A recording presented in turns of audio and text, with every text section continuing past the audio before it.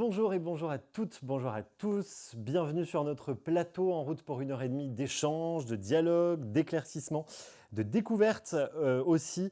Une nouvelle émission organisée à l'initiative du syndicat mixte Scott de l'agglomération byzantine avec l'aide de l'agence d'urbanisme de Besançon Centre-Franche-Comté. Nous avons débuté cette série d'émissions, vous vous en souvenez peut-être, en parlant biodiversité, puis aussi nouvelles formes urbaines. Vous étiez très nombreux à nous suivre, alors déjà merci à vous de votre fidélité. Aujourd'hui, Jean-Paul Michaud, le président du SM Scott, vous invite pour ce 3e numéro à parler d'un thème d'actualité, un thème qui nous concerne tous, les énergies renouvelables. Alors, je tiens à vous rappeler que ces émissions, elles ont plusieurs objectifs, mais d'abord d'essayer à la fin de faire émerger une conscience, un accord collectif, et puis de vous démontrer que l'action, c'est maintenant, on ne peut plus attendre, il y a une véritable urgence. Essayons ensemble d'avoir une véritable conviction collective qui va dépasser ensuite les couleurs politiques, les générations, et prendre conscience que tous les moyens que l'on met aujourd'hui ou que l'on ne met pas ne se voient pas forcément à l'échelle d'un mandat, mais auront des conséquences irréversibles. Merci encore donc au SM Scott et puis à l'ODAB pour cette initiative qui, je l'espère, va répondre à toutes vos questions. Les énergies renouvelables, donc aujourd'hui, pour en parler avec nous, Jean-Paul Michaud, le président du SM Scott et maire de Thorez. Bonjour. Bonjour. Thierry Malézieux aussi, qui est le président de la communauté de communes du Val-Marnésien, maire de l'Antenne Vertière aussi. Bonjour. Bonjour. Et puis pour parler avec nous cet après-midi, nous avons aussi 3 experts en plateau. Le premier, c'est Philippe Beauvais. Il est journaliste indépendant, franco-suisse, spécialisé dans l'environnement et l'énergie. Bonjour Philippe. Bonjour. Emmanuel Laderrière, directeur territorial d'Enedis en Franche-Comté. Bonjour. Bonjour à toutes et à tous. Et puis Frédéric Bonnefoy aussi, président du groupe Bonnefoy dans les travaux publics. Vous êtes basé à Saône. Merci d'être là. Bonjour. Bonjour. Alors, nos invités sont en plateau. Vous nous regardez. Évidemment, vous pouvez participer à cette conférence, à cette émission.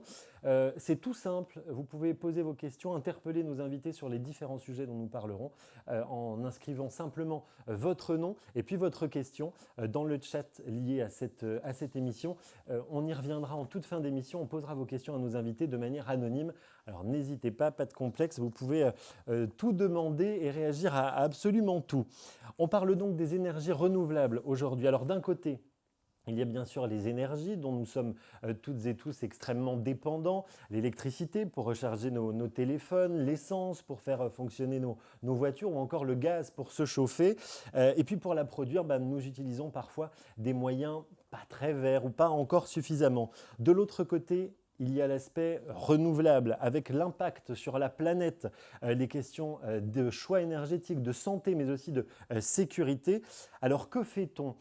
Quel mode d'énergie choisir ? Y a-t-il des solutions ? Et puis surtout, lesquelles ? Comment parler de transition énergétique nécessaire dans nos sociétés ? Qu'y a-t-il derrière ce thème ? Quel impact aussi et quelle dynamique pour vos territoires, pour nos territoires ? On essaiera d'en parler ensemble. Vous l'avez compris, beaucoup de questions auxquelles nous allons essayer de répondre ce soir, et notamment donc, de comprendre comment les énergies renouvelables peuvent être porteuses d'un nouveau développement territorial et puis aussi permettre de limiter les incidences sur l'environnement, le cadre et puis les conditions de vie. Je vous propose de commencer maintenant avec la première partie de l'émission.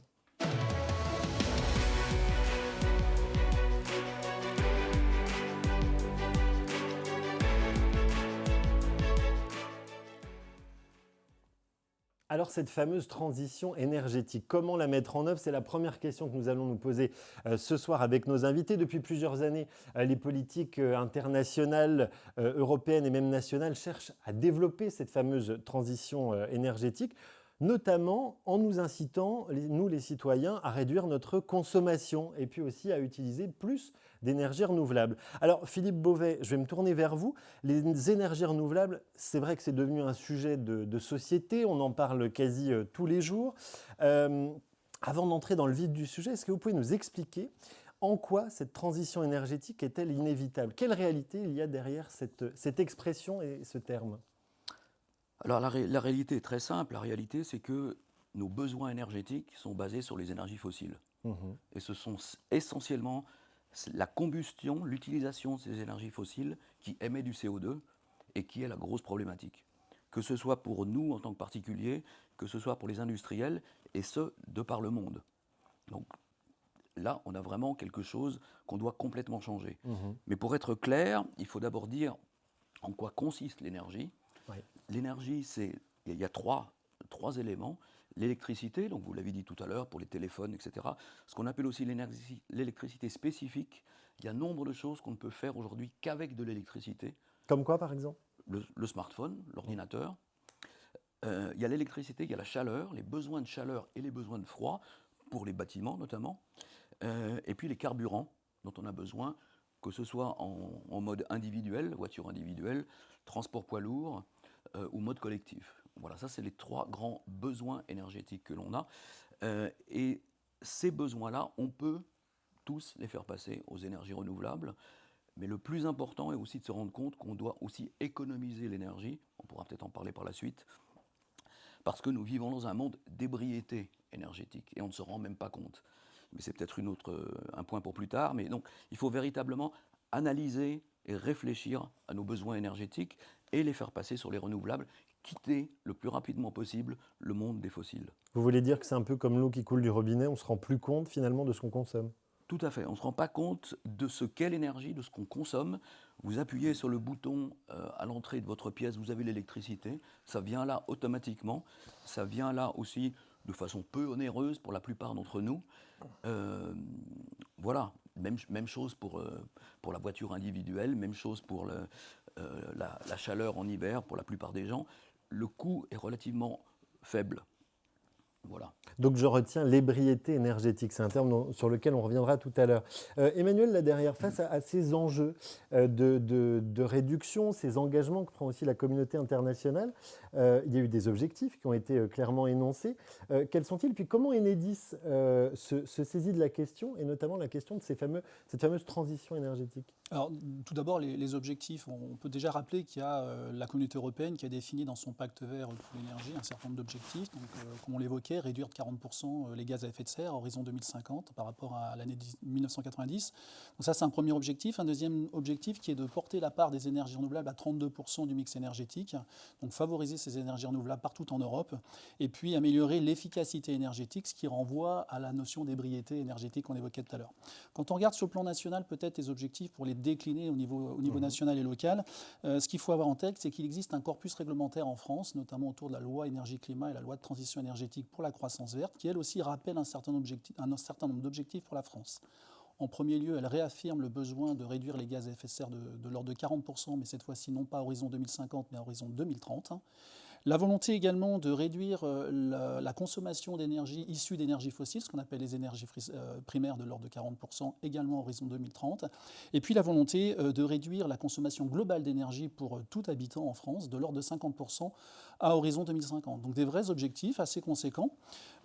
Pour pouvoir mettre en œuvre des actions qui permettent d'atteindre ces objectifs, en fait, la France a mis en place ce qu'on appelle un programme pluriannuel de l'énergie dans lequel elle se fixe des actions pour les pouvoirs publics afin d'atteindre des objectifs. Alors j'en retiens 4 comme ça au passage, assez rapidement, pour ne pas les oublier, je regarde un petit peu mes notes. Maîtriser la demande énergétique, bien entendu, donc mieux consommer, c'est ce qu'on disait il y a un instant. C'est ce qu'on disait il y a quelques instants. Développer les énergies renouvelables et donc favoriser le mix énergétique, c'est un deuxième enjeu très fort. Améliorer la sécurité d'approvisionnement, on verra que c'est un choix purement français. Et pour ce faire, il y a une volonté très particulière qui est d'être en capacité, c'est le quatrième objectif, quatrième action à mettre en œuvre, de gérer, de mieux piloter les réseaux de distribution d'électricité, d'où ma présence ce soir en tant que représentant d'Enedis, puisque la France a fait le choix très clairement de positionner le réseau de distribution en structure assurantielle du dispositif énergétique français et de la transition énergétique. Voilà, alors Enedis, tout ça, on y reviendra un petit peu tout à l'heure, doit adapter de fait, pour répondre à ces obligations, la manière dont elle pilote et gère le réseau, ça veut dire aussi et complémentairement la manière dont elle va construire son réseau et le faire fonctionner. Et donc, ça fera partie des éléments qu'on va tout à l'heure regarder plus en détail tous ensemble. Rapidement, mais comme je vous entends, Emmanuel, ça veut dire qu'on doit réfléchir dès le début. C'est-à-dire qu'il y a effectivement la production d'énergie, mais il y a tout le système qui va avec, finalement. Oui, parce que, en fait, on le verra, mais les productions d'énergie renouvelable, on va prendre quelles, elles sont par nature intermittentes. Donc, on en a des choix à faire. Le choix, c'est de se dire, est-ce qu'on ne dépend que de ces énergies intermittentes avec les inconvénients qui ont avec. Je crois que M. Beauvais développera tout à l'heure quelques points sur cet aspect-là. Mais également, si on décide de ne pas s'en tenir qu'aux énergies intermittentes, qu'est-ce qu'on fait pour assurer le reste du temps l'acheminement d'énergie pour pouvoir assumer nos activités économiques, sociales, sociétales, habituelles, tout au long de l'année, tout le reste du temps, quand il n'y a pas de soleil, quand il n'y a pas de vent, quand il n'y a pas de débit dans les rivières. Voilà, c'est des vraies questions de fond. Et en l'occurrence, le réseau de distribution doit apporter une partie des réponses. Concrètement, petite question, mais si demain on décidait de basculer en 100% renouvelable par exemple, est-ce que le réseau serait prêt ou est-ce qu'il y a encore du travail ? Le réseau, si on passe en 100% renouvelable, en l'occurrence, le réseau ne pourra acheminer que l'énergie dont il disposera. C'est-à-dire qu'au moment où il n'y aura pas de production simultanée dans un endroit donné en France, soit parce qu'il n'y a pas de soleil, soit parce qu'il n'y a pas de vent, soit parce qu'il n'y a pas d'hydraulique, si on ne fait pas, l'appel à des énergies à la production plus traditionnelle qu'est le thermique ou nucléaire, eh bien, on peut se retrouver en difficulté particulière. Alors, on a parlé des engagements politiques, des engagements internationaux, européens, français. Ça, c'est pour, on va dire, la collectivité, mais il y a aussi, évidemment, le secteur privé qui est partie prenante dans cette affaire. Je me tourne vers vous, Frédéric Bonnefoy. Vous, votre quotidien, c'est le TP. Comment votre filière, aujourd'hui, s'inscrit dans cette fameuse transition énergétique et comment un groupe comme le vôtre, le groupe Bonnefoy, s'est saisi de ces enjeux-là ? Nous avons décidé une quinzaine d'années de développer nos activités sur le traitement des déchets. C'est par ce biais-là qu'on arrive dans les ENR. Donc on a démarré il y a une quinzaine d'années. Il y avait un manque, une problématique sur le traitement des déchets industriels banals, les fameux DIB, où il n'existait pas de moyens industriels pour traiter ces déchets. C'est quoi concrètement pour ceux qui sont pas dans le métier ? C'est des déchets mélangés, non dangereux. C'est des déchets d'activité économique, donc du plastique, du bois, du carton, etc. Et du bois déchet. Donc il n'existait pas de moyens industriels de traiter ces déchets. Donc on a inventé un système de tri pour déjà en premier lieu revaloriser tout ce qui était revalorisable en matière dans ces déchets industriels. Et à la fin de ce processus de revalorisation matière, il reste une très grosse part, de l'ordre de 50 à 60% de déchets beaucoup plus petits qui ne sont pas revalorisables en matière. Donc il y a une solution qui existe et qu'on a développée, qui est la production de combustible. Avec ces déchets, donc ça s'appelle les fameux CSR, combustibles solides de récupération, donc qui sont produits au bout d'un certain nombre de modifications grâce à des outils industriels spécifiques. Donc on produit un vrai combustible qui est éliminé de tous ces polluants, etc.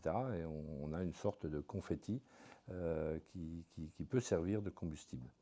Donc on a mis en place ça, donc on a démarré ça il y a 15 ans, on est arrivé à une production intéressante et qualitative de ces produits et très homogène, ce qui est extrêmement important dans l'utilisation dans les unités énergétiques derrière.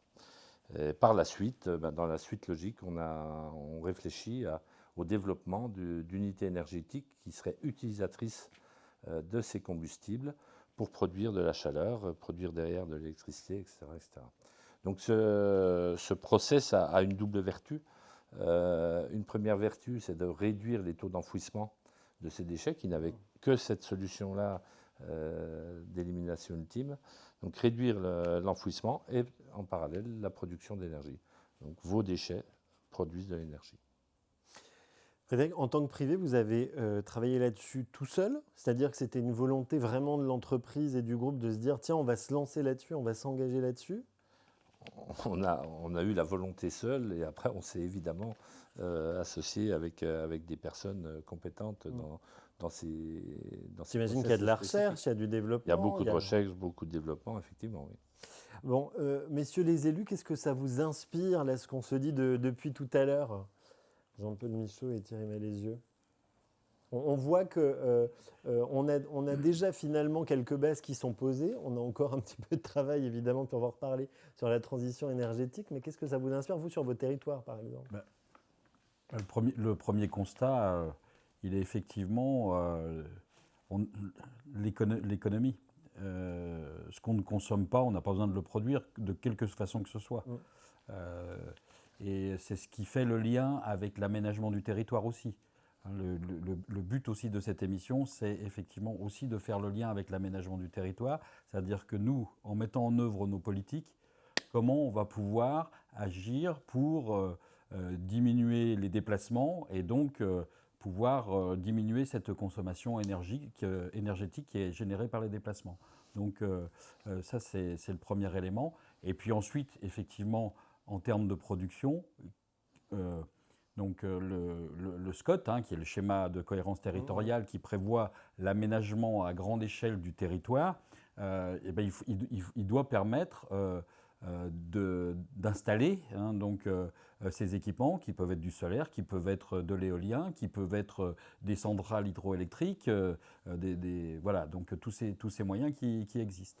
Et voilà, donc nous, c'est là-dessus qu'on peut agir et qu'on devra agir pour l'avenir.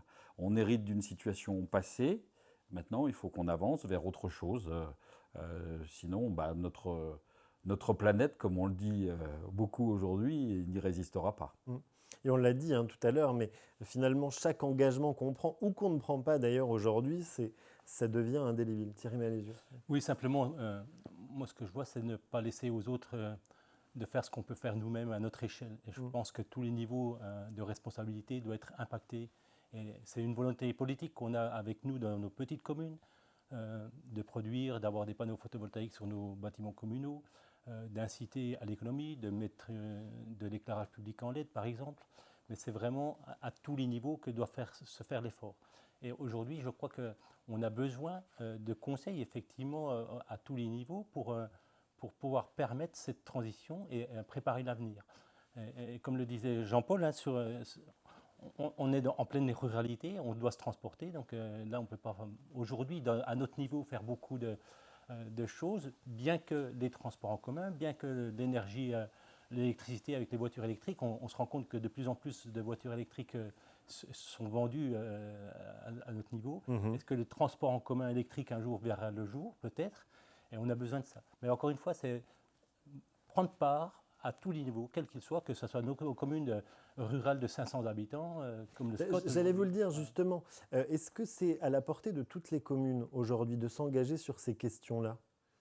Je pense qu'il y a une vraie volonté politique aujourd'hui, avec, on sait qu'un niveau de responsabilité, une échelle de communes, 100 ou 200 habitants, ça va être un peu plus compliqué. Pour autant, le jour où on doit changer l'éclairage public, on doit pouvoir investir dans l'éclairage à LED. On en parlait tout à l'heure, c'est des efforts qui sont consentis à un moment T, mais qui payent dans l'avenir.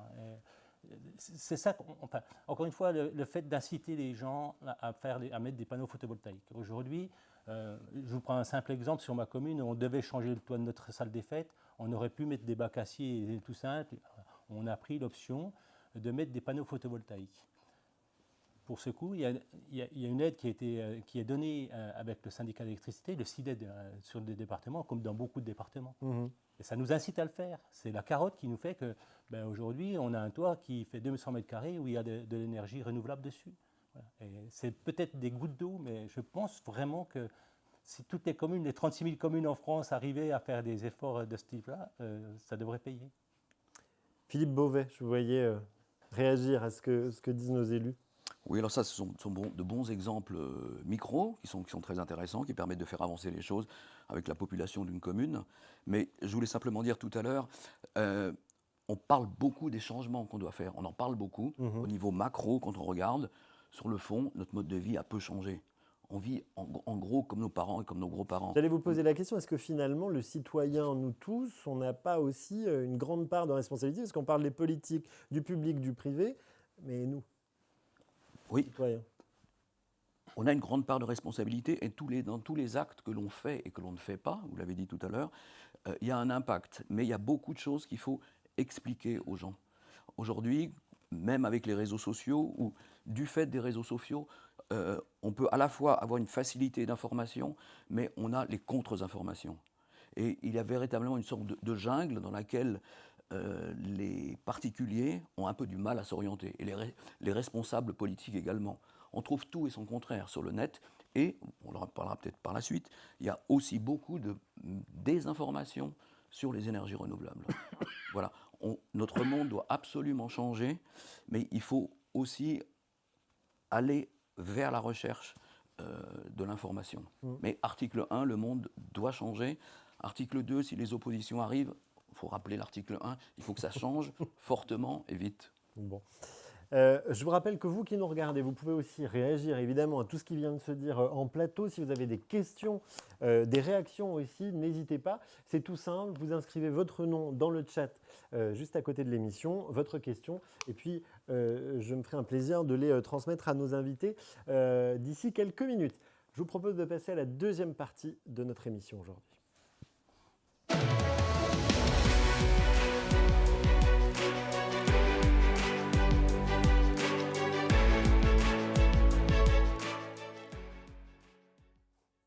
Alors, nous avons parlé de cette fameuse transition énergétique, mais on va parler aussi forcément de changement de territoire, de changement de modèle. Et on a commencé à en parler. Dans ce deuxième temps de conférence, on va s'attarder justement davantage sur ce qu'implique cette fameuse transition énergétique sur nos territoires et les territoires dont vous êtes élus, et ce que ça peut nous apporter.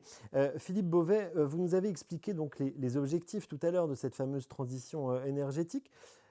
Comment est-ce qu'on peut réussir à les tenir déjà et est-ce que ces énergies renouvelables peuvent suffire à répondre à nos besoins?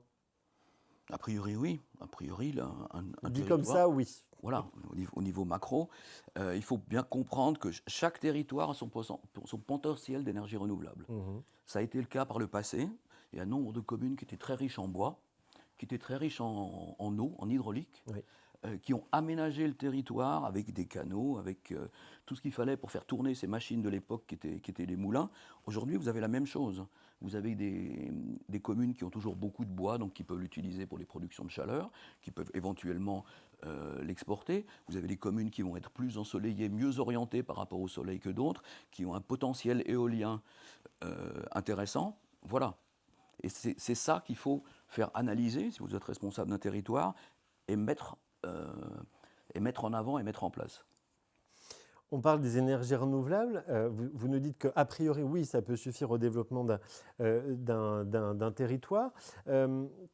Concrètement, on a parlé aussi de changement de modèle. Ça veut dire quoi? Comment est-ce qu'on peut aussi accompagner les territoires vers ça? Alors le changement de modèle, c'est-à-dire qu'il ne s'agit pas simplement de produire plus, de produire encore plus. Il faut analyser, produire pourquoi? Quels sont les besoins sur mon territoire? Est-ce que j'ai des PME? Est-ce que j'ai essentiellement de l'habitat? Et puis, je peux aussi réfléchir à analyser les besoins qui sont là, venir vers plus de sobriété. C'est-à-dire, je l'ai dit tout à l'heure, et je vais peut-être un peu l'expliquer, on vit dans un monde d'ébriété énergétique.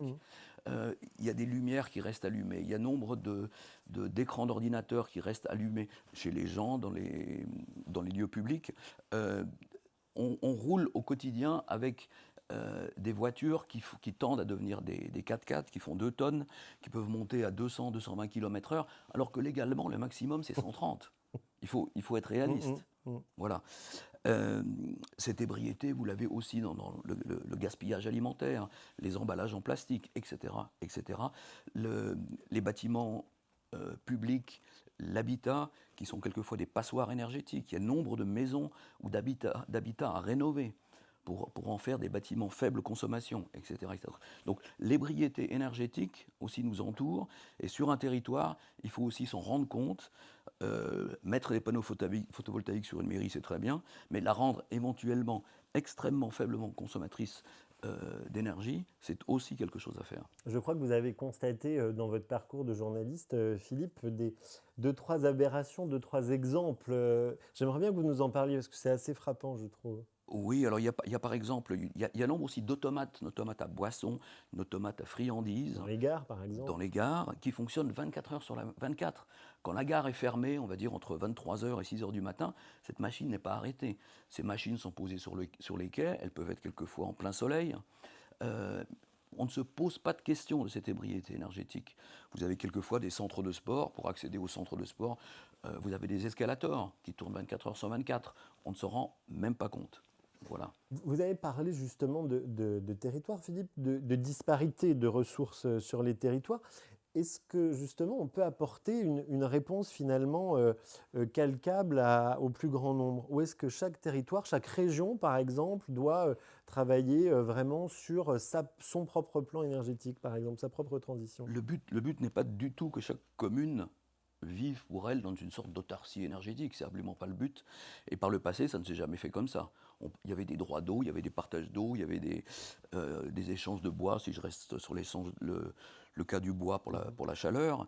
Il faudra faire la même chose demain. C'est aussi agréable d'avoir des réseaux électriques ou des réseaux de chaleur que l'on partage avec les autres. Et le partage, on doit l'avoir aussi dans d'autres domaines, notamment l'automobile. On sait quelque chose qui doit se développer, c'est véritablement le car sharing. Donc il faut partager intelligemment, il faut partager localement, régionalement, mais il ne faut absolument pas se refermer sur soi-même. Ce n'est pas mes éoliennes à moi, mes panneaux solaires à moi. Selon vous, ce serait quoi la bonne échelle justement de territoire à laquelle réfléchir? Je pense que c'est très variable, ça dépend des potentiels, mais des communautés de communes peuvent déjà avoir un certain intérêt, oui. On l'a dit tout à l'heure, les engagements politiques sont de plus en plus ambitieux en augmentant la part des énergies renouvelables. Et puis en même temps, on constate que parfois, certains délais d'atteinte de ces objectifs reculent. Les consommations d'énergie sont toujours en train d'augmenter. On aura peut-être l'occasion de parler du coût aussi tout à l'heure. Nous pouvons nous interroger donc sur la capacité des énergies renouvelables à répondre à ces objectifs. Philippe, est-ce que le nucléaire, par exemple, reste dans tout ça une solution d'actualité souhaitable? Alors, dans tout ça, je l'ai dit tout à l'heure, l'énergie, c'est l'électricité, la chaleur et le carburant. Donc, le nucléaire, c'est que l'électricité. Les deux autres leviers, on ne les a pas analysés. Le nucléaire est l'énergie d'une époque, un peu de l'après-guerre. Il ne faut pas oublier que le nucléaire présente divers problèmes assez importants, notamment les déchets. Il y a une énergie grise pour le nucléaire, c'est-à-dire toute cette chaîne énergétique qui fait que vous partez du minerai que vous prenez au Mali, au Niger, jusqu'aux déchets. C'est ça l'énergie grise, c'est toute l'énergie qui est derrière le rideau, pour ainsi dire. Toutes les masses de béton qu'il y a dans les centrales, etc., a une énergie grise qui est très élevée. Et puis d'autre part, toutes les grandes centrales, ces grandes unités de production, qu'elles soient au gaz, au fioul ou nucléaire, ont un très mauvais rendement.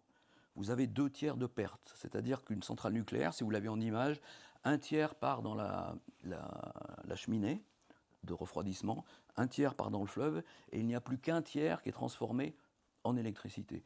Est-ce que dans le monde d'aujourd'hui, qui est un monde de court terme, qui cherche des rendements extrêmement rapides, est-ce qu'on peut encore accepter, en plus des autres inconvénients, une industrie qui a qu'1/3 de rendement? Les énergies renouvelables permettent beaucoup mieux, avec de bien meilleurs rendements. Par exemple? L'hydraulique, c'est 80, 85, 90%. Et c'est extrêmement flexible. Et ça se combine extrêmement bien avec le solaire, avec l'éolien, qui sont certes des énergies intermittentes, mais qui ne sont pas des énergies non planifiables. On sait tout à fait planifier à l'avance, avec les données météo qu'on a aujourd'hui, combien mon parc photovoltaïque va livrer dans 10 minutes sur le réseau. Les éoliennes, même chose, et on sait très bien le combiner avec l'hydraulique et avec le gaz, et surtout le biogaz. Je vous titille un peu, Philippe, mais vous parlez de cette énergie grise pour le nucléaire. Les batteries de voitures, alors, on entend aujourd'hui qu'on a encore du mal à les recycler. C'est de l'énergie grise aussi? De quelle voiture? De quel type de batterie est-ce qu'on parle? Voilà, très, très souvent, dans tous ces changements que l'on doit faire pour demain, vous avez un peu des contre-informations ou un manque d'informations. C'est pour ça que je vous pose la question. Voilà, qui tend à faire un croche-patte. Oh, le photovoltaïque, mais il y a des terres rares dedans. Alors, c'est quoi les terres rares? Quelles terres rares? Alors, en plus, il n'y en a pas dans le photovoltaïque. Voilà. Il y en a dans certaines éoliennes mais on n'est pas obligé de prendre ces modèles-là. Donc voilà, donc il y a des étiquettes qui sont un peu collées sur les énergies renouvelables pour les disqualifier, et en fait, il faut les analyser. C'est des choses que vous entendez, messieurs les élus, aussi sur le terrain, ce genre de remarques-là? Bien sûr, Ouais. et on se pose des questions, effectivement. Alors ce qu'évoquait Philippe, la difficulté, c'est d'avoir la bonne information. Je crois que aujourd'hui, Et comment vous c'est extrêmement l'obtenez alors? complexe. Moi, l'idée de ces émissions, elle est partie en fait, d'une interrogation que j'ai eue à un moment donné en me disant, mais on doit répondre à des besoins. On souhaite avoir de l'information et cette information, on a du mal à l'avoir parce que elle est vaste, elle est diverse et on entend tout et son contraire. Et donc l'idée, c'est de bien pouvoir appréhender les choses pour pouvoir prendre des décisions. Parce que le rôle de l'élu, c'est quand même à un moment donné de décider, mais d'avoir la bonne information. Et ça, c'est compliqué. Je vais prendre un exemple. Nous, on a fait on a une commune de 350 habitants. Thorez, hein. À Thorez. On a décidé de faire un bâtiment pour remplacer notre ancienne mairie. On a fait un bâtiment BEPOS, hein, donc à énergie positive. Ce bâtiment, un tiers du coût du bâtiment va être amorti par les économies d'énergie qu'on fait. Donc, c'est une notion qui est assez intéressante à avoir. Donc, on a mis alors, on a déjà isolé, hein, on a une isolation très importante. On a choisi des matériaux biosourcés plutôt. Donc, ce que notre architecte a appelé, disait cradle to cradle, c'est-à-dire du berceau au berceau, donc qu'on soit quasiment totalement avec des matériaux qui soient totalement recyclables. Et puis, d'avoir donc du panneau photovoltaïque pour compenser. De toute façon, on consomme de toute façon un peu d'énergie. Il faut faire tourner les ordinateurs. Il faut Oui, on ne va pas non plus revenir à la machine à écrire. On ne revient pas forcément. D'accord. Voilà. Donc il y a des solutions, mais effectivement derrière, c'est des investissements qui sont lourds. Et il faut qu'on ait ces bonnes réflexions. Et quand on a posé les panneaux photovoltaïques, pour revenir à ce que disait Philippe, moi je me suis posé la question, est-ce qu'ils sont recyclables? Et puis on parle d'énergie grise. Quelle est l'énergie grise qui est invisible, hein, qui est générée par la fabrication? De même pour l'éolien, quelle est l'énergie grise qui est mise en œuvre pour la construction? Également, on parle aussi de l'élimination. Après, on a un certain nombre d'éoliennes qui posent problème en termes de recyclage. Donc voilà, et pour nous, élus, c'est vraiment important qu'on ait ces explications, qu'on ait cette clairvoyance pour pouvoir prendre des décisions. Oui, Thierry. Oui, alors moi je crois que la première mission d'un élu aujourd'hui, c'est d'être curieux et d'aller se renseigner, d'aller voir un petit peu ce qui se passe ailleurs, d'aller, comme on le fait régulièrement, dans divers salons sur l'énergie. On va régulièrement à Paris ou ailleurs pour se renseigner. Il faut être curieux, ça c'est la première chose. La deuxième chose, c'est ce que disait monsieur tout à l'heure. Qu'est-ce qu'on veut? Aujourd'hui, on veut arrêter l'énergie fossile. Et je crois que toute alternative aux fossiles peut marcher. Et aujourd'hui, que ce soit l'éolien, que ce soit le photovoltaïque, à partir du moment où on nous dit qu'il faut arrêter le fossile, il faut se lancer là-dessus.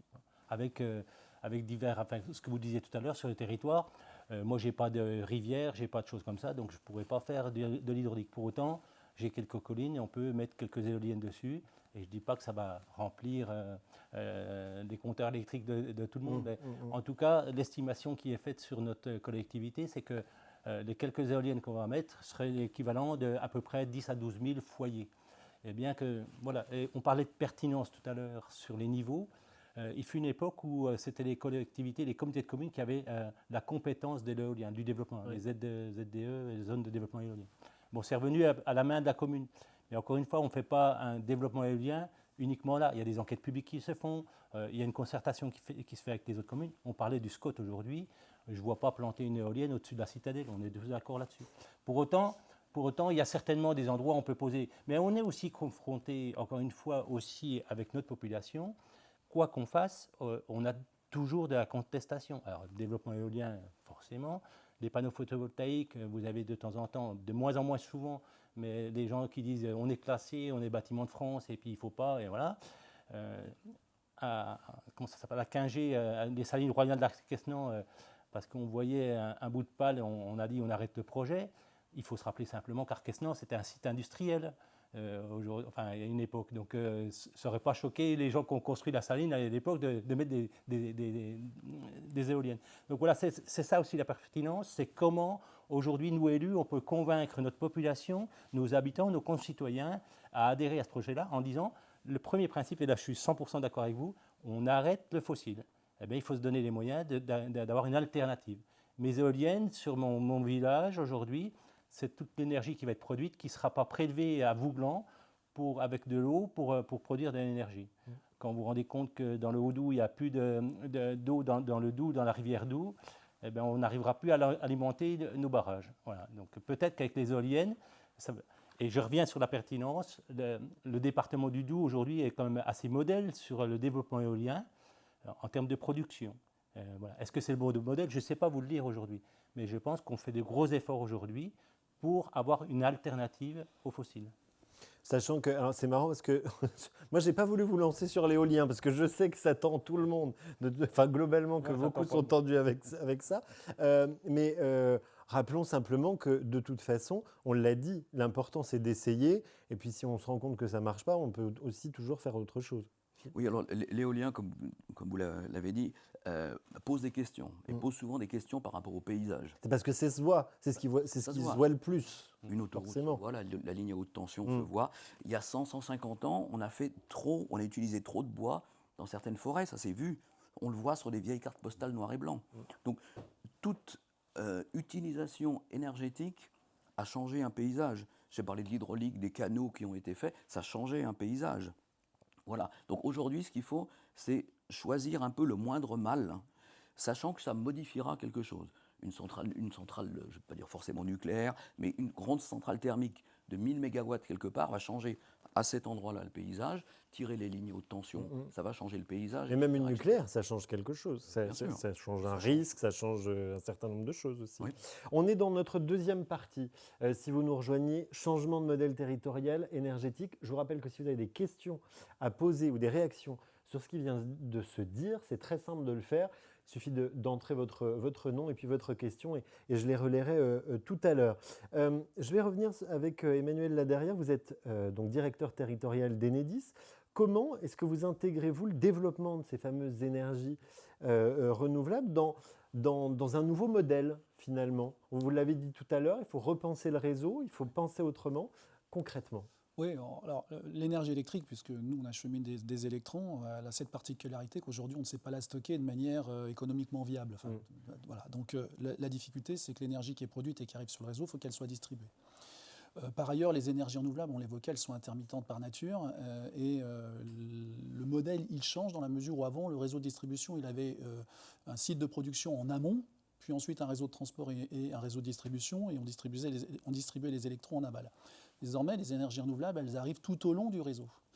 Et de fait, ça modifie complètement la manière de piloter un réseau de distribution, puisqu'un réseau de distribution, pour pouvoir fonctionner, il faut qu'on connaisse en temps réel ou quasi temps réel la quantité d'énergie qui est injectée sur le réseau et la quantité d'énergie qui est soutirée, tout simplement parce que si on n'est pas en capacité de gérer l'équilibre entre les deux, ça génère ce qu'on appelle une disjonction du réseau et dans un terme plus connu du grand public, un blackout, comme il y a pu y en avoir il n'y a pas bien longtemps aux États-Unis. Donc de fait, pour nous, l'arrivée des énergies renouvelables, ça nécessite qu'on repense le réseau, qu'on le modernise, qu'on dispose d'un certain nombre d'outils, de capteurs tout au long du réseau pour pouvoir savoir ce qui va rentrer sur ce réseau, savoir comment on gère les flux. Avant, on avait des flux unidirectionnels, maintenant on gère des flux multidirectionnels sur ce réseau-là, et qu'on soit en capacité, effectivement, de savoir en tout point et en tout moment ce qui s'y passe. D'où le fameux compteur communicant Linky. Nous y revoilà, c'est un sujet qui a fait beaucoup couler d'encre dans les médias. Ça y est, normalement, tout le monde y est, quasiment. Alors, 90% à la fin de cette année, on y sera quasiment tous, fin d'année prochaine, on sera quasiment tous équipés. Et effectivement, la transition énergétique, elle se fera avec le compteur communicant, qui s'appelle Linky, autrement, peu importe, ou elle ne se fera pas, parce qu'on a besoin de ces outils de communication pour mieux comprendre ce qui se passe sur le réseau. C'est du temps réel, on n'est plus au relevé de compteur tous les mois. Quasi réel, c'est-à-dire que c'est une capacité d'adaptation de ce qui se passe à quelques heures près. Et puis l'avantage aussi de ces outils-là, c'est qu'ils nous permettent aussi de mieux modéliser les besoins qu'on a pour construire les réseaux. C'est-à-dire que hier, on estimait une charge sur un réseau et on construisait le réseau en fonction de cette estimation, qui somme toute était assez aléatoire. Désormais, avec ces outils-là, on est en capacité réellement à un moment donné de savoir ou plus tard ce qui sera consommé par le réseau, et donc l'euro qui sera investi réellement au bon endroit et pour l'utilité et le bien public. Concrètement, c'est une question toute bête, mais vous parlez aussi d'anticiper. Si demain on se passait du nucléaire, qui est quand même une production importante, on arriverait, on pourrait aussi anticiper sur l'énergie, avec les énergies renouvelables, par exemple? D'un point de vue réseau uniquement, parce que mon métier, c'est que celui-ci, c'est d'être en capacité de gérer les flux et de pouvoir prendre les électrons là où ils sont produits. Donc qu'ils arrivent en amont ou dans le réseau, techniquement, aujourd'hui, on sait faire. Voilà. Après, dans les missions qui sont les nôtres, n'oublions pas qu'il n'y a pas que les énergies renouvelables, il y a aussi de nouveaux usages qui arrivent. On parlait de l'électromobilité tout à l'heure. L'électromobilité, c'est un vrai enjeu pour nous. Jamais, à aucun moment, on a eu des masses de consommation simultanées qui risquent d'arriver le soir en rentrant à 19h dans son foyer, où tout le monde va se raccorder au réseau en même temps. Donc potentiellement, c'est des déséquilibres importants qu'on va avoir sur le réseau. Et donc, il faut à la fois qu'on soit en capacité de les anticiper, et à la fois qu'on soit en capacité d'avoir un réseau qui sache réagir, qui est auto-cicatrisant, dans notre langage on appelle ça comme cela, pour faire en sorte qu'on puisse effectivement garder cet équilibre entre consommation et production, le cas échéant, pour éviter le blackout. Bon, mais en même temps, ça rejoint ce que disait Philippe Beauvais tout à l'heure, c'est-à-dire que si on se raisonne aussi chacun, ça peut permettre aussi d'éviter ces gros pics dont vous parlez. Oui, notre mission est d'acheminer les électrons. Aujourd'hui, on intègre les énergies renouvelables, mais on va plus loin. C'est-à-dire qu'aujourd'hui, Enedis, c'est une vraie mission d'accompagner les politiques publiques, notamment en matière d'amélioration de la sobriété énergétique. C'est-à-dire que concrètement, avec un compteur communicant, aujourd'hui, on est en capacité de savoir en temps réel ce qui est appelé par le réseau et de faire des propositions, des modélisations qui permettent aux élus, par exemple, de faire des économies. Ici, sur l'éclairage public, là, sur la consommation d'un bâtiment. Je vais prendre un exemple très simple. Il n'y a pas si longtemps que ça, on a travaillé avec une collectivité sur des établissements scolaires. Mais écoutez, on s'est rendu compte, grâce à Linky, que les établissements scolaires, il y avait les cuisines qui tournaient le mercredi après-midi quand il n'y a personne dans l'école, et que l'éclairage et le chauffage tournaient tout le week-end. Eh bien, à aucun moment donné, dans la gestion, il y avait des outils qui permettaient de déceler. Ça paraît tout bête. Même l'intendant qui fait bien son travail n'avait pas forcément la capacité à pouvoir le déceler. Eh bien, multiplier ça sur l'ensemble des lycées, sur une région donnée comme la Bourgogne-Franche-Comté, ça commence à faire des économies qui sont intéressantes pour la production, pour le réseau, pour la consommation des collectivités locales et pour le bien public. Frédéric Bonnefoy, vous en tant que patron, est-ce que vous avez rencontré des difficultés au moment d'envisager ces changements et comment ça se passe concrètement, la mise en place de ces nouvelles énergies? Des difficultés, on est en France. Il y en a beaucoup. Vous voulez dire que ça va avec? C'est obligatoire. Il y en a énormément. Mais vous ne vous êtes pas découragé? Non. Bon, c'est l'essentiel finalement. Sur le sujet dont je vous parlais tout à l'heure, le premier frein qu'il faut lever, c'est que ces combustibles solides de récupération doivent être réellement considérés comme des vrais combustibles et non pas du déchet. Parce que ça veut dire qu'ils aient une vraie utilité. Ce n'est plus des déchets, ce sont des combustibles qui ont été élaborés à partir de déchets. Et trop souvent, on considère ça comme des déchets qui sont mis dans une usine d'incinération traditionnelle. Ce n'est pas du tout le cas. Donc il faut s'enlever ça de la tête. Il faut considérer que ces CSR sont au même titre des combustibles solides, au même titre que les plaquettes forestières. Sauf que les plaquettes forestières ont détruit des arbres pour en fabriquer. Là, on utilise un déchet qui irait en enfouissement si on ne les utilisait pas en combustible. Donc ça, il faut vraiment que dans la tête des gens, ça soit vraiment important, ça fasse son chemin. Le deuxième sujet, c'est qu'il y a une vraie volonté politique d'accélérer des unités énergétiques utilisatrices de ces combustibles. Quand on nous a demandé, il y a 15 ans, de développer cette technologie en termes de fabrication de combustibles, on s'est occupé de ça, mais on ne s'est pas occupé des unités énergétiques qui pouvaient les utiliser. Vous voulez dire, on a fait du combustible, mais on ne savait pas les utiliser. Aujourd'hui, en France, les seules unités capables d'absorber ces combustibles, ce sont les cimenteries. C'est assez hallucinant. Donc aujourd'hui, des chaudières publiques ou des chaudières privées sur des grosses unités industrielles peuvent être alimentées avec ces combustibles-là. Faut savoir aussi que exemple, chaufferie municipale d'une grande ville, ça serait envisageable. Qui alimente un réseau chaleur, c'est exactement le même sujet. Au lieu de mettre du gaz ou du bois, de la plaquette forestière, on peut utiliser ces produits-là qui sont de l'ultime de toute façon. Il faut savoir également que c'est un combustible qui est à zéro en termes de prix. Zéro, voire même prix négatif en ce moment. C'est-à-dire Ça veut dire que c'est nous qui payons pour amener nos combustibles dans une unité énergétique. Donc il y a un intérêt. Et vous trouvez aujourd'hui, vous trouvez des débouchés? Il y a des gens qui vous disent, moi je les prends, je vais m'en servir, ou on va monter une unité? À l'heure où on se parle, seules les unités cimentières utilisent ce type de combustible. C'est fou quand même. C'est assez hallucinant. Oui. C'est assez hallucinant. Messieurs les élus. Et c'est quelque chose qui existe en Allemagne depuis de très nombreuses années, qui marche très bien. Et donc là, il y a urgence à ouvrir ça. Aujourd'hui, on fabrique des combustibles solides de récupération que l'on envoie en enfouissement parce qu'on n'a pas d'utilisation de ces combustibles. C'est la réglementation qui... il y a une réglementation particulière qui empêche cette filière ou... Non, il n'y a pas de problème de réglementation. Il y a juste Pour une fois, en France, il n'y a pas de problème de réglementation. Non, il y a des possibilités. Si, il y a des sujets de réglementation comme toute unité industrielle. Mais aujourd'hui, on sait le faire. Il n'y a aucun problème là-dessus. La première problématique, c'est que c'est comme la voiture électrique, ça coûte cher. C'est comme le camion électrique, ça coûte cher parce qu'on n'en fabrique pas beaucoup. Demain, quand on fabriquera 1000, 2000, 3000 chaudières CSR, les prix vont réduire. Aujourd'hui, on a un problème de capex initial.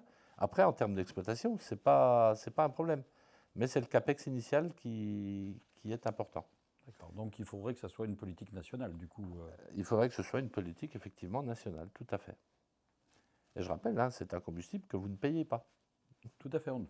C'est tout bénéf, quoi. J'avais visité l'usine chez Frédéric Bonnefoy. Si je peux me permettre, pour rebondir là sur l'énergie qu'on ne paye pas, aujourd'hui, est-ce que l'énergie électrique est à son juste prix aujourd'hui? Est-ce qu'il n'y a pas une concurrence déloyale?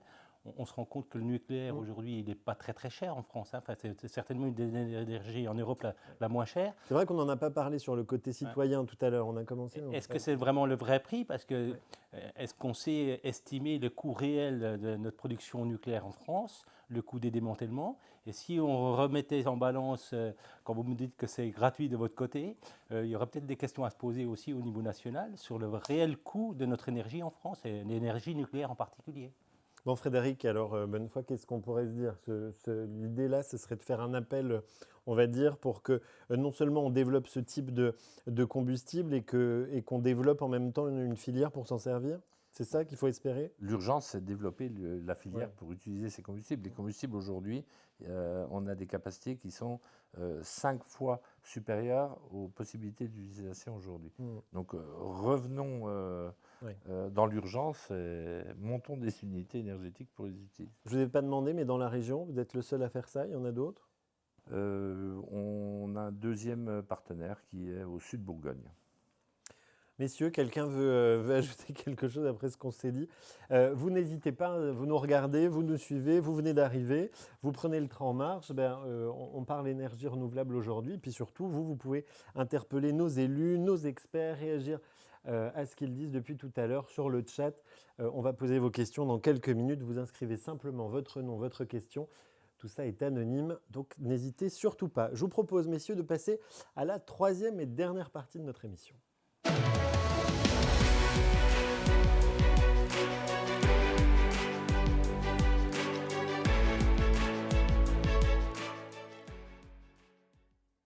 À quoi va ressembler demain? C'est la question que nous allons nous poser maintenant. On va se projeter un petit peu sur les changements que pourront connaître nos territoires, les territoires dont vous êtes élus à l'avenir, et comment le développement des énergies renouvelables s'inscrit finalement dans ces évolutions et dans ce développement. Frédéric, vous aviez la parole, alors je vais revenir vers vous. Le développement actuel doit évoluer vers plus de sobriété, on l'a dit tout à l'heure, de développement des énergies renouvelables. Comment vous voyez, vous, le développement des ENR perdurer? Quel bilan en tirez-vous là pour l'instant? Comment est-ce que vous voyez les choses évoluer? Je dirais que c'est déjà une opportunité formidable sur le développement économique de nos régions. On est capable de produire de l'énergie en local, en circuit court,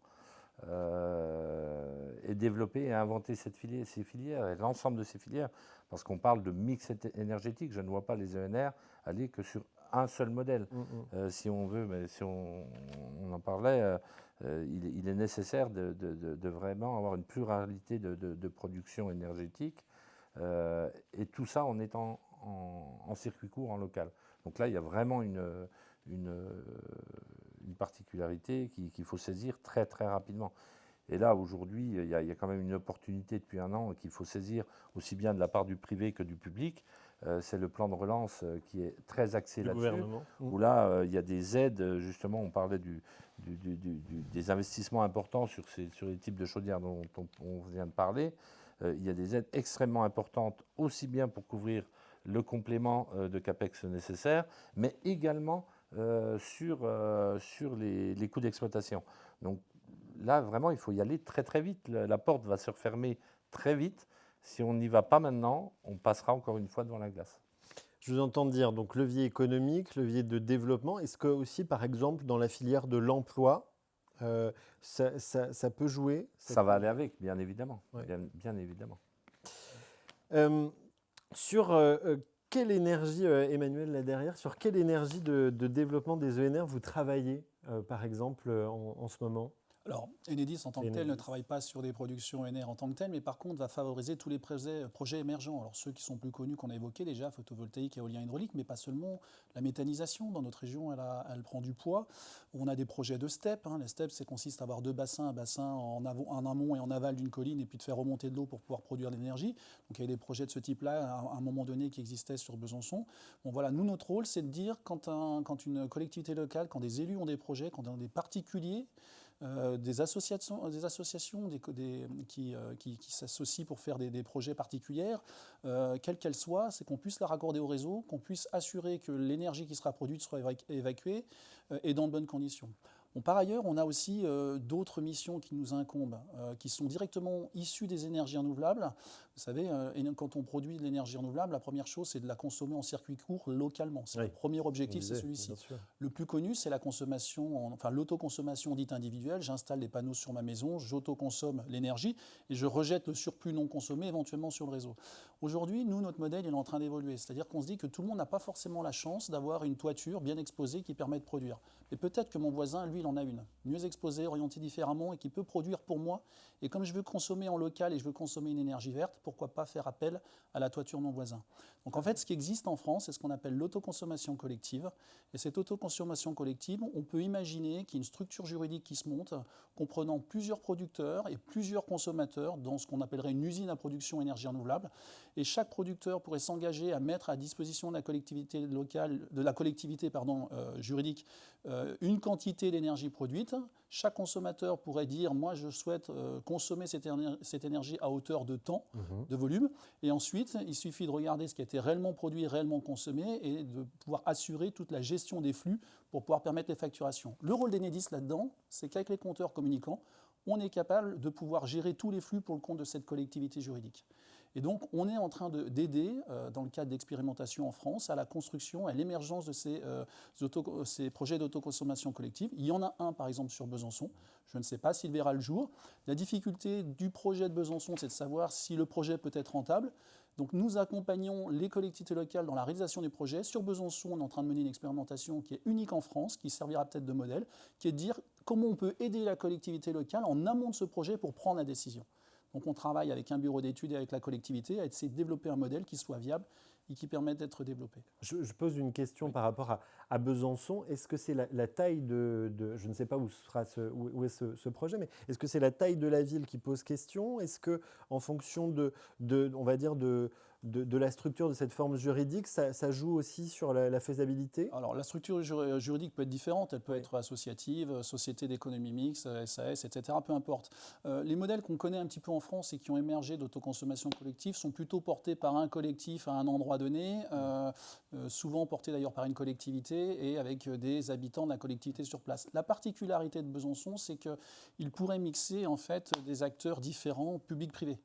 avec des propriétaires d'immeubles privés et une collectivité locale qui veut développer sur un quartier populaire sensible ce type de projet, et puis nous qui sommes l'élément assurantiel. Par ailleurs, dans nos activités à proprement parler Enedis, nous aussi on a des réflexions en matière d'énergie renouvelable. Quand on a une panne d'électricité, aujourd'hui, qu'est-ce qu'on fait? On met un groupe électrogène pour dépanner rapidement les clients, parce que c'est extrêmement important. Les groupes d'électrogène, ils tournent à quoi? Au fioul. Donc aujourd'hui, on est aussi en train de développer, particulièrement sur la Franche-Comté, un projet unique en France, qui est de développer des groupes électrogènes hydrogène, mais de grosses capacités. Il existe déjà des groupes électrogènes de petites capacités, et nous, on travaille à la construction de groupes beaucoup plus importants qui nous permettraient de reprendre en capacité des gros quartiers de ville ou des villages entiers. Donc on est en train de travailler sur 3 projets, l'hydrogène, la batterie 100% électrique et le mix fuel-batterie. On ne sait pas ce qui sera économiquement viable, on ne sait pas demain quelle sera l'expérimentation qu'il faudra retenir, mais en tout cas, ça créera sûrement de nouveaux modèles qui vont transformer nos activités. Je ne veux pas vous jeter des fleurs, mais c'est quand même ambitieux et courageux de se lancer dans ce type d'expérimentation. Oui, alors ça l'est dans un contexte qui est un petit peu délicat pour nous. Je rappelle qu'on est dépositaire d'une mission de service public. Oui. Quand on mène des activités, on peut ne le faire que dans un cadre qui est un cadre régulé, encadré par la Commission de régulation de l'énergie. C'est d'ailleurs pour ça qu'on les mène sous la forme d'expérimentation, puisqu'on ne peut pas développer à proprement parler des projets dans un autre contexte que celui-ci. Et puis si demain il y a un modèle économique qui est viable, eh bien, ça servira à notre activité, mais également à d'autres activités, d'autres gestionnaires de réseaux. Il n'y a pas que Enedis qui gère des réseaux en France, il y a des entreprises locales de distribution, des régies publiques. On a également quelques gestionnaires de réseaux privés. Quand vous allez dans une grande usine comme Peugeot, elle a son propre réseau interne à l'usine et donc elle peut trouver aussi des intérêts particuliers à ce qu'on développe. J'imagine que c'est un coût, tout ça, évidemment. On parlait de recherche et développement aussi tout à l'heure. Oui. Un sacré investissement, finalement. Oui, mais avec les mêmes problématiques que les élus, c'est-à-dire qu'on va à la fois avancer de l'argent qui est celui de l'entreprise, alors en l'occurrence celui qui est financé par le tarif d'utilisation du réseau public d'électricité. C'est pour ça que c'est dans le cadre d'une expérimentation, mais pas seulement. On va aussi chercher des financements là où ils se trouvent, dans le cadre du plan de relance au niveau de l'État ou au niveau de la Communauté européenne, qui a aussi son plan de relance propre à la transition énergétique et aux productions d'énergie renouvelable. Donc je ne sais pas si nous aurons ces fonds-là à un moment ou à un autre, mais en tout cas on y travaille. On a une représentativité de l'entreprise au sein de la Communauté européenne qui sert aussi à pouvoir trouver des espaces de liberté pour pouvoir essayer d'innover et de créer des choses qui sont vraiment en rupture par rapport au pilotage et à la gestion du réseau de distribution. Messieurs les élus, ce serait chouette ça quand même de voir se développer sur le territoire cette forme collaborative finalement d'énergie, non? Je ne sais pas ce que vous en pensez, mais... Oui, moi je suis tout à fait favorable à ça, même à notre petite échelle, mais au niveau d'une communauté de communes par exemple. Je pense qu'il y a certainement des choses à faire, ou sur des bourgs un peu plus importants. Et c'est vraiment le type même de projet qui nous intéresse, effectivement, pour diversifier. Enfin, moi, voilà, je parlais de curiosité tout à l'heure, ça ne coûte pas grand-chose d'essayer, de regarder, d'étudier. Et alors moi je suis, à mon échelle, certainement trop petit, mais pour autant... on parlait tout à l'heure de production. Je reviens un peu sur le SCOT, sur comment on urbanise nos villages, nos villes. Peut-être qu'il y a une réflexion aussi à mener avec Enedis et d'autres partenaires sur l'orientation des maisons, sur plein de choses comme ça. Et je pense qu'en amont, on doit jamais travailler tout seul, ça c'est certain. Mais il y a certainement des collaborations à mettre en place pour parler et puis pour changer de modèle, ce qu'on disait tout à l'heure. Je rebondis sur ce que vous dites, Thierry Malézieux, pour interroger Philippe Beauvais. Justement, quel impact de ces énergies renouvelables sur le territoire? Thierry parlait peut-être de construire autrement, d'avoir un paysage parfois différent, un environnement différent. Quel impact ça peut avoir? Alors, si on gère bien, ça peut avoir un bon impact. Ouais. Si on reprend le cas de l'éolien... C'est plutôt rassurant, merci. Oui. Non, si on reprend le cas de l'éolien, il y a des paysagistes qui savent intégrer une ligne d'éolienne dans le paysage pour que ce soit le moins impactant possible. Voilà. Mais sinon, vous parlez d'un autre thème qui est important, l'orientation des bâtiments. Le solaire passif, c'est-à-dire cette énergie solaire, ce rayonnement solaire qui va lécher un bâtiment au fil de la journée, c'est un tiers de plus ou un tiers de moins de consommation énergétique si la maison est bien ou mal orientée. Ça a toute son importance. Il y a des endroits, il faut repenser un peu la construction. La construction ne devrait plus se faire simplement dans l'axe de la rue. Il faut un peu tourner les bâtiments vers le soleil. C'est quelque chose aussi d'important. Alors là, je parle du neuf, mais ce qu'il faut absolument faire, c'est rénover le parc de bâtiments existants, créer des réseaux de chaleur au bois, avec des déchets industriels, quoi qu'il en soit. Et n'oublions pas, parce qu'on a parlé beaucoup de photovoltaïque, qui est une énergie très technique, très moderne, il existe aussi le solaire thermique, qui est la production d'eau chaude. On peut faire aussi de grandes quantités d'eau chaude, alimenter un chauffage avec du solaire thermique, qui a aussi un excellent rendement. On peut la stocker, on peut la produire l'été pour l'utiliser l'hiver. Tiens, vous parlez du photovoltaïque. On entend dire aussi parfois que ça prend de la place, parce que bon, il y a le toit des maisons, mais on a vu aussi parfois des parcs éoliens. Emmanuel, là derrière, je crois que vous voulez. Oui, parce que effectivement, je voulais intervenir là-dessus. Alors nous, on voit émerger des projets. Par exemple, dans le sud de la France, il y a des projets qui vous savez, il y a une problématique, c'est qu'avec le réchauffement climatique, la gestion des cultures devient de plus en plus compliquée. Et ça demande des taux d'hygrométrie importants et un arrosage important qui n'est plus supportable pour un certain nombre d'éleveurs. Et donc, on voit émerger des projets d'agrovoltaïsme qui consistent en fait à couvrir les surfaces de panneaux photovoltaïques et à ombrer finalement le dessous pour garder à la fois d'humidité et pouvoir continuer à faire certaines formes de culture. Alors, Enedis, c'est pas notre métier, mais néanmoins on voit ce type de projet émerger et c'est une manière différente de concilier les contraintes de réchauffement climatique avec une activité économique qui développe en plus de la production d'énergie renouvelable qui bénéficie à la collectivité. Philippe, tout à l'heure, vous aviez parlé du bois. Vous y êtes revenu un certain nombre de fois. Est-ce qu'on ne risque pas d'épuiser aussi, finalement, ces ressources-là aussi ? Non, je ne pense pas. Il y a une croissance générale de la forêt en France ou dans les pays voisins. Parce qu'on a entendu quand même, ces dernières années notamment, certaines remises en question de la gestion, par exemple, de la forêt en France. Oui, mais alors revenons à un autre volet qui est très important. Il y a la sobriété et l'efficacité. Il faut changer les vieux poêles à bois. Il faut arriver à des poêles à bois modernes, qui consomment moins.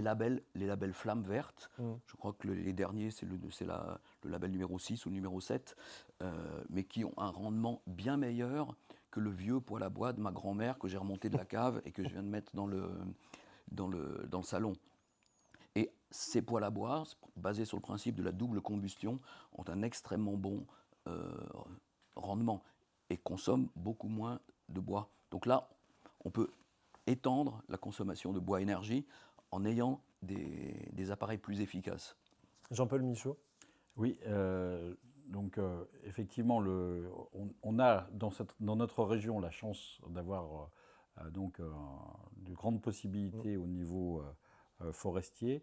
On a ça représente quand même un certain nombre de difficultés aussi en termes de gestion de la forêt. Il y a aussi aujourd'hui la gestion du bois pour la construction. Donc ça, c'est un élément aussi qui est important. Donc c'est vrai qu'il y a des possibilités. Moi, je voulais revenir, c'était surtout sur l'économie énergétique, l'économie qu'on devrait faire. Et je crois qu'aujourd'hui, c'est aussi ça risque de devenir un problème sociétal.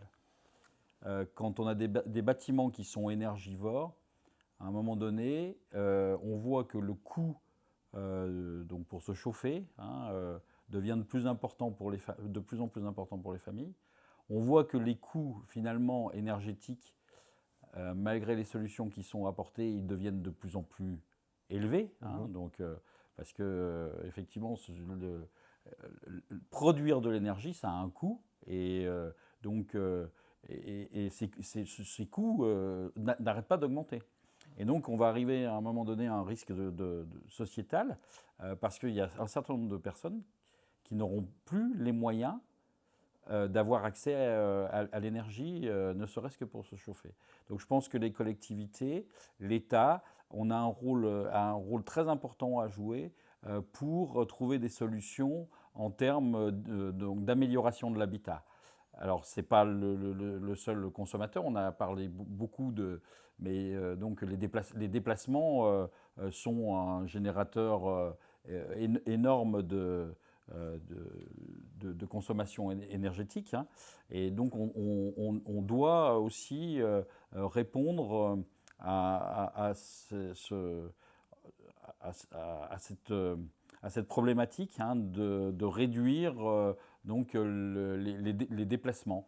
Et donc le rôle du SCOT, c'est aussi ça, c'est de prévoir l'aménagement du territoire. On a des pistes, on sait qu'il faut peut-être rapprocher l'habitat des lieux de travail, donc avoir des zones mixtes, on doit raisonner dans ce sens-là pour effectivement baisser cette consommation. Parce que produire, oui, on sait aujourd'hui produire, on sait que mettre des panneaux photovoltaïques, quand on regarde la zone, alors là c'est très intéressant parce qu'on pourrait tous aller à la fenêtre en face et montrer tous les toits de la zone d'activité. Pour ceux qui nous regardent, on est dans le secteur de Chemaudin, quoi, à côté de l'autoroute. Voilà, à l'entrée de l'autoroute Chemaudin. Et donc, on voit tous ces bâtiments qui ont un potentiel à accueillir du photovoltaïque. Et puis également, peut-être se poser la question aussi de l'éolien dans des zones d'activité. À un moment donné, ça peut être aussi des solutions quand elles sont exposées correctement, parce que les nuisances sont différentes en lieu industriel qu'en lieu d'habitation. Donc il y a des pistes sur lesquelles on doit effectivement travailler. Et puis c'est un travail collectif entre effectivement les collectivités et puis les acteurs donc comme Enedis et puis les gens qui produisent de l'énergie comme chez Bonnefoy, donc la société Bonnefoy qui offre, donc on voit aujourd'hui des solutions nouvelles et il faut qu'on travaille tous ensemble. On a vu donc en dehors des énergies renouvelables, une des premières choses qui fait qu'on peut aller vers cette transition énergétique, Philippe, vous l'avez martelé, c'est la sobriété. La sobriété individuelle, mais aussi la sobriété d'un territoire. Dans ce cas, comment est-ce qu'on peut faire justement pour développer un territoire plus renouvelable, ou renouvelable tout court ? Il faut vraiment analyser les besoins de ce territoire. Il y a des choses qui sont aussi intéressantes, par exemple, entre les PME et l'habitat, il peut y avoir aussi des échanges énergétiques. Vous pouvez très bien avoir une petite industrie qui a de gros rejets de chaleur, qui peuvent être récupérés pour de l'habitat. Alors, un exemple qu'on voit dans nos villes quelquefois, vous passez à côté d'une boulangerie où il y a des fours électriques qui ont marché ou qui marchent, et vous avez ces bouffées de chaleur qui ressortent d'un vasistas, vous dire quelle chaleur perdue. Voilà. Et ça vous l'avez dans plein d'autres domaines de PME où on peut récupérer cette chaleur via des pompes à chaleur. Je ne vais pas rentrer dans les détails, mais voilà. Et donc là il y a des échanges qui peuvent être faits. Je demande au chef d'entreprise, c'est quelque chose qui vous paraît possible, ça ? Peut-être de travailler directement au cœur des entreprises, des industries ? Ah oui, tout à fait. C'est déjà fait sur des grosses unités industrielles, ça se pratique régulièrement. C'est plus difficile quand on est, par exemple, on prenait l'exemple du boulanger, mais un petit artisan. Ça vous semble peut-être un peu plus délicat à l'heure actuelle ? Peut-être notre échelle, je n'ai pas réfléchi à tout ça, mais je pense qu'il y a des choses à réfléchir, oui. On va arriver à la fin de cette émission, là, dans quelques minutes. Je vous rappelle que si vous avez des questions à poser, c'est tout de suite, parce qu'après c'est trop tard. Donc vous inscrivez votre prénom, votre nom et puis votre question. Et on va lire ça ensemble dans un instant. Jean-Paul Michaud. Oui, c'était une question. On n'a pas parlé de la géothermie en termes parce que vous avez parlé d'énergie chaleur. Et est-ce que la géothermie peut être aussi une bonne piste ?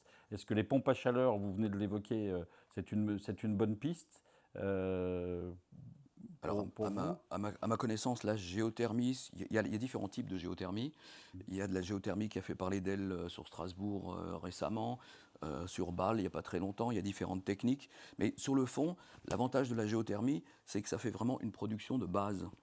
Vous avez une production en continu de chaleur et d'électricité. Alors c'est des gros projets capitalistiques, c'est-à-dire que ça demande beaucoup d'argent, mais ça peut être quelque chose d'intéressant 24 heures sur 24.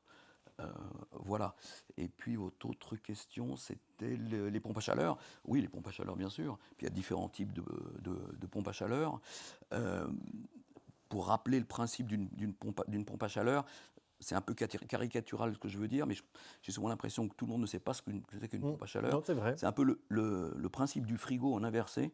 Le frigo, vous avez cette boîte, vous mettez une prise, donc vous prenez du courant, vous avez le froid dans le frigo, et puis vous avez le chaud qui sort derrière. La pompe à chaleur, vous cherchez une source chaude, une source froide, et vous avez une production électrique qui augmente, disons une production d'électricité. Mais sachez aussi, il ne faut pas oublier que les pompes à chaleur, il y a de très bons rendements, et quand on met une pompe à chaleur, il faut si possible prendre les rendements de 5, de 6, et voilà. Est-ce que, question bête, mais est-ce que par exemple, vous savez, ces fameuses unités, ces data centers dont on parle, ces récupérations aussi de chaleur, d'énergie produite par nos ordinateurs, c'est de la pompe à chaleur aussi? On peut récupérer cette chaleur, ça se fait à certains endroits. On récupère cette chaleur pour l'utiliser à nouveau. Ce sont des gros producteurs de Y compris chaleur. Pour fabriquer l'électricité, Oui. pour le coup. Oui, pas que du chauffage ou de la clim. Non, oui. Philippe Beauvais, si on veut un peu conclure, un peu résumer tout ce qu'on s'est dit là. En introduction, je disais tout à l'heure que finalement tous les actes qu'on prenait aujourd'hui ou qu'on ne prenait pas étaient finalement indélébiles. On se rend compte qu'on a des choix collectifs à faire, des choix individuels. C'est le moment. Oui, il faut y aller. Il faut y aller. On a l'impression que quand on travaille vraiment dans ce domaine de l'environnement et des énergies renouvelables, on a l'impression que la boîte à outils, elle est au sol, elle est ouverte. Il y a en gros tous les rapports techniques, sociologiques, tous les outils sont là. Il faut juste baisser et prendre les outils. Et on n'y va pas. On sait qu'on a peu de temps, qu'il faut y aller, mais on trouve toujours un truc pour garder les deux pieds sur le frein. Alors, on fera des erreurs. Ça évolue quand même. Très doucement. Ouais. Je l'ai dit tout à l'heure, si on agissait autant qu'on parle, on serait proche du but. Mais il faut y aller véritablement et enlever les pieds du frein. Bon, allons-y. Vous êtes tous d'accord avec ça? Oui, moi Thierry je suis 100% d'accord. Et je faisais un comparatif avec le choc pétrolier qu'il y a eu dans les années 70, où il a fallu que que le pétrole monte énormément pour qu'on prenne conscience des économies d'énergie. Rappelez-vous les campagnes de pub pour les plus anciens. On n'a pas de pétrole, mais on a des idées. Et je pense qu'aujourd'hui, mais c'est exactement ça. Aujourd'hui, il faudrait que. Je vous parlais du prix de l'énergie tout à l'heure. Et encore une fois, je pense que l'énergie en France n'est pas assez chère. Et excusez-moi de le dire comme ça, parce que quand j'entends Jean-Paul qui dit que certains ménages ne pourront pas se chauffer, mais je pense qu'on n'a pas pris conscience, parce qu'on prendra conscience sur notre territoire quand il y aura des coupures chez Enedis ou que le kilowattheure sera trop cher. Et il faut vraiment anticiper. Notre rôle aujourd'hui en tant qu'élu, c'est vraiment l'anticipation. On n'a pas le droit de mettre le pied sur la pédale de frein. Il faut vraiment ouvrir à toutes les sources énergétiques possibles. Un tout petit exemple pour revenir sur ces périodes des années 70-70 avec les crises pétrolières. C'est peut-être pas le meilleur exemple, mais je ne sais pas si vous vous en rappelez, c'était en 1979. En pleine crise pétrolière, Jimmy Carter, le président des États-Unis de l'époque, avait mis des panneaux solaires thermiques sur le toit de la Maison-Blanche. Donc il faut que les bons exemples aussi viennent d'en haut. Et je pense que dans les communes, il doit y avoir des bons exemples, vitrines, qu'il faut mettre en place, qu'il faut analyser, qu'il faut chiffrer et qui doivent être mis en place pour qu'ensuite des gens les prennent aussi pour eux et qu'on les accompagne financièrement par des explications, etc., mais qui vont aider à aller dans le bon sens. Emmanuel Laderrière. Oui, il y a un point qui est fondamental, c'est qu'il faut y aller tout de suite. Ça, on en est tous conscients. Par contre, la mise en œuvre de certaines réalisations qu'on déciderait tous ensemble, elle peut prendre du temps, malheureusement. Pourquoi ? Parce que construire des ouvrages de distribution d'électricité, par exemple un poste source, c'est 4 à 5 ans entre études et chantiers. Parfois, il faut les intégrer à des schémas régionaux d'énergie renouvelable. Donc, on est sur des projets à 5-10 ans. On parlait d'éoliennes tout à l'heure. Les éoliennes, ça peut être 10 ans de procédure. Et donc, finalement, le maître mot, c'est anticipation. C'est décision immédiate et anticipation. Tout ce qu'on pourra anticiper, construire dès maintenant, ça sera du temps de gagner.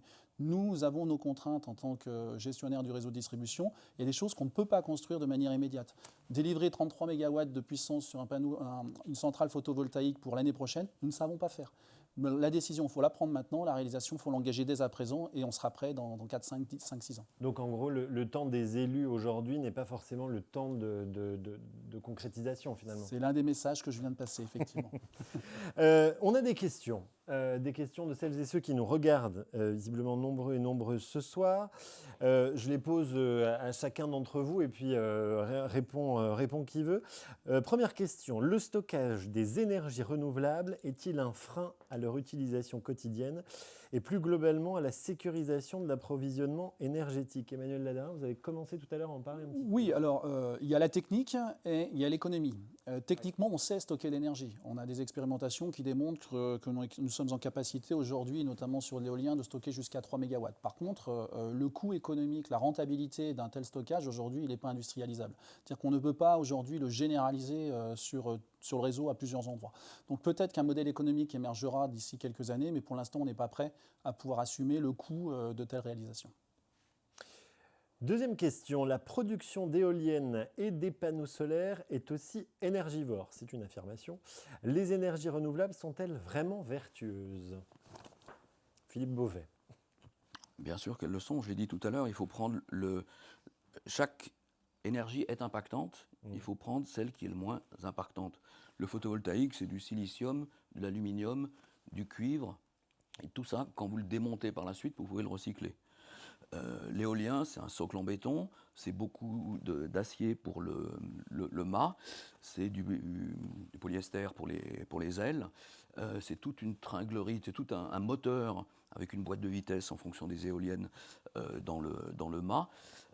Mais tout ça, ça se réutilise par la suite. Faisons la même analyse pour les centrales thermiques, pour les centrales nucléaires, et j'ai dit précédemment que la chaîne d'énergie grise du nucléaire était aussi peu vertueuse et très, très élevée. Donc faisons la même analyse pour chacun et mettons tout le monde sur le pied d'égalité et choisissons le moins impactant. Ou la combinaison des moins impactants. Et la combinaison. Je parle de combinaison parce que si on voulait remplacer l'énergie produite, je dirais par les grandes centrales en France, grosso modo, c'est une éolienne, je crois, toutes les 30 mètres, sauf erreur de ma part. Donc avec les impacts que ça peut générer au niveau béton, comme évoqué, ça peut avoir une incidence. Donc ça veut dire qu'une seule solution ne sera pas la bonne. Ça sera forcément un mix, au sens mix énergétique, le plus à même de pouvoir répondre à l'ensemble des problématiques d'un territoire. Surtout que le béton, en ce moment, non, ça va, on n'en manque plus, là? On a eu ça ne manque pas, le béton. Ah bon, ça va. C'est bien le seul matériau de construction qui ne manque très pas. bien. On peut faire construire. Une remarque de quelqu'un qui nous suit. Il y a souvent des confusions sur les énergies renouvelables. Une des actions ne serait-elle pas d'apporter la bonne information aux habitants?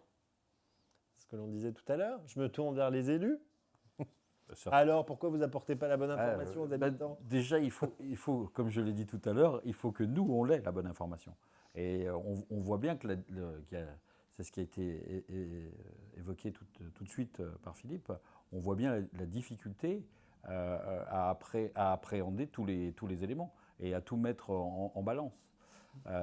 Voilà, c'est compliqué. On veut bien apporter l'information, c'est pas un souci, c'est pas un manque de volonté. On a cette volonté d'apporter l'information, de trouver les bons outils. Après, il faut que nous, on l'ait, et c'est compliqué comme je le... Voilà. Question suivante. Est-ce que les ENR peuvent suffire à alimenter un territoire à l'échelle d'un SCOT ou cette décision doit être traitée à l'échelle nationale? Est-ce qu'on produit pour distribuer ailleurs? C'est aussi des choses que l'on entend, en disant on produit, puis... Moi, je l'ai entendu pendant la campagne des régionales, par exemple. On produit, mais on va distribuer ailleurs. C'est un peu la solidarité aussi des territoires. Aujourd'hui, on n'est pas en capacité de produire tous au même endroit de la même manière. Donc effectivement, je vous l'évoquais tout à l'heure, on ne peut pas demander à la Bretagne et à la Normandie, parce qu'il y a la mer, parce qu'il y a du vent, de produire toute l'énergie éolienne en Normandie et en Bretagne. Donc c'est aussi l'équilibre qu'on doit avoir sur nos territoires pour pouvoir produire, répondre à ça, et revendre ou redonner de l'énergie quand on en a trop en Franche-Comté, à la Bourgogne ou au Lyonnais, ça ne pose pas de problème. Et c'est ce qui se fait en ce moment, en plus. Oui, et puis avoir aussi une vision d'ensemble, c'est-à-dire que de quelle production parle-t-on? Là, on vient de parler d'électricité, mais ce qui était évoqué par Philippe Beauvais tout à l'heure, qui est très juste, c'est de dire chaque territoire doit faire son bilan et de se dire de quoi j'ai besoin en termes d'énergie pour quelle activité au sens large. On n'a pas parlé que d'électricité, il y a le bois, il y a la méthanisation, il y a l'hydraulique, etc. Exactement. Et finalement, il faut trouver les ressources qui vont bien. Pour ce qui est de l'exportation en tant que telle, très clairement, ici, sur la Franche-Comté, on consomme de l'énergie qui est produite à la centrale de Fessenheim.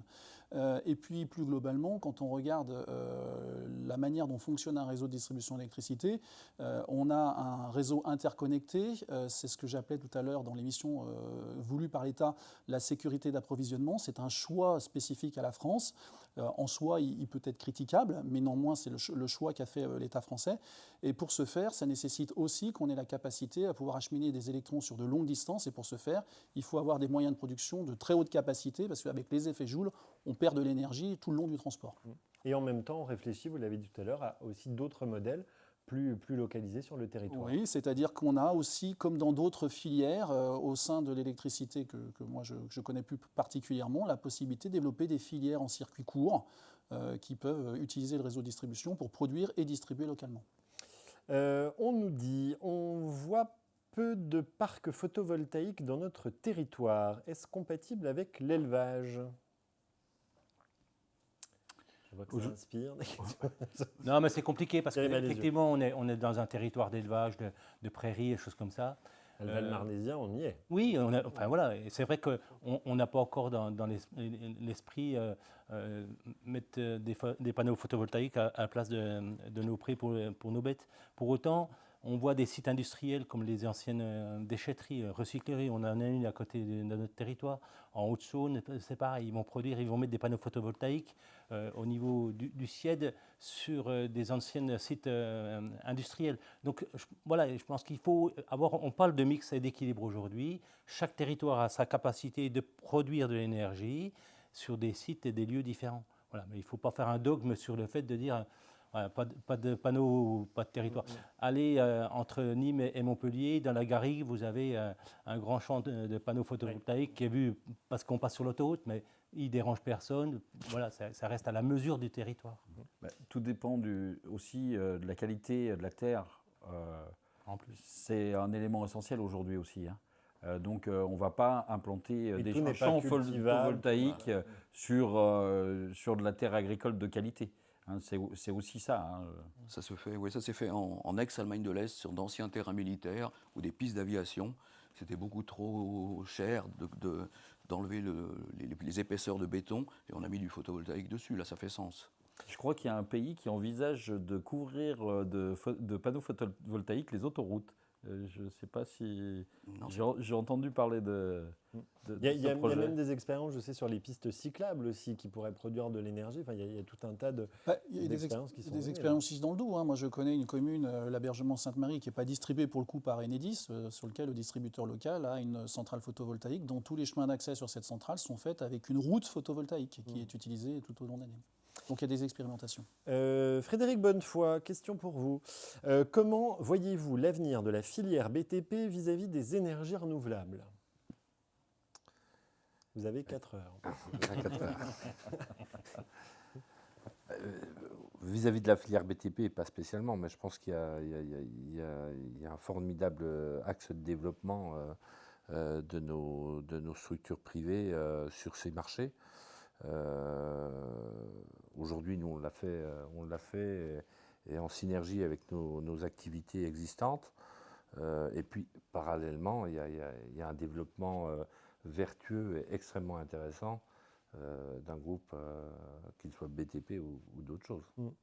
On a parlé recyclage, etc. Mais est-ce qu'on pourrait imaginer, par exemple, que demain, les entreprises de BTP travaillent sur peut-être des engins alimentés par d'autres sources d'énergie ou... Ouais, de toute façon, ça phosphore beaucoup dans tous les domaines et partout. Et je pense qu'en France, on n'a pas à rougir de l'intelligence sur toutes ces réflexions de développement de production d'énergie. Donc, non, je pense que oui, effectivement, il y a beaucoup d'axes de développement. Après, les engins très haut public, c'est surtout vers les constructeurs qu'il faut qu'on se retourne, mais je sais qu'ils travaillent énormément. On a des engins de plus en plus vertueux au niveau des consommations, oui, bien sûr. Voilà, on arrive donc à la fin de cette émission. Je voulais vous remercier tous les 5 d'avoir alimenté le débat et d'avoir pu dialoguer. Voilà, parce que moi, ce que je retiens en tant que modérateur de cette émission, c'est en tout cas qu'il y a beaucoup d'idées, beaucoup de choses qui tendent à se développer et que c'est surtout maintenant qu'il faut le faire et voilà, et qu'on ne loupe pas le tournant. Et surtout, je note quelque chose, c'est qu'il n'y a pas finalement de dogme ou de doctrine particulière, mais on est vraiment sur un partage et un mix. Et je crois que ça, c'est important aussi de le rappeler. Merci encore à vous 5. Merci Wessem Scott et puis à l'ODAB qui a préparé cette émission. Si vous voulez la revoir ou revoir les précédentes, sachez que c'est tout à fait possible puisqu'elles sont en replay. Donc si vous avez loupé les débats précédents ou que vous êtes arrivé un peu en retard à cette émission, mais pas de souci. Dans quelques heures, vous pourrez les revoir autant de fois que vous voulez. Faites-vous plaisir. Merci à toutes les équipes qui ont préparé cette émission, que ce soit les équipes de l'ODAB, du SM Scott, que ce soit l'équipe technique aussi, grâce à qui vous nous avez vus aujourd'hui. Voilà, l'équipe de Lucille aussi. Merci beaucoup à tous. Merci à vous de nous avoir suivis. Prenez soin de vous, faites attention à vous. Et puis en tout cas, on se quitte plein d'espoir et ça, c'est l'essentiel. Merci messieurs, merci à vous. Passez une bonne fin de journée et à bientôt.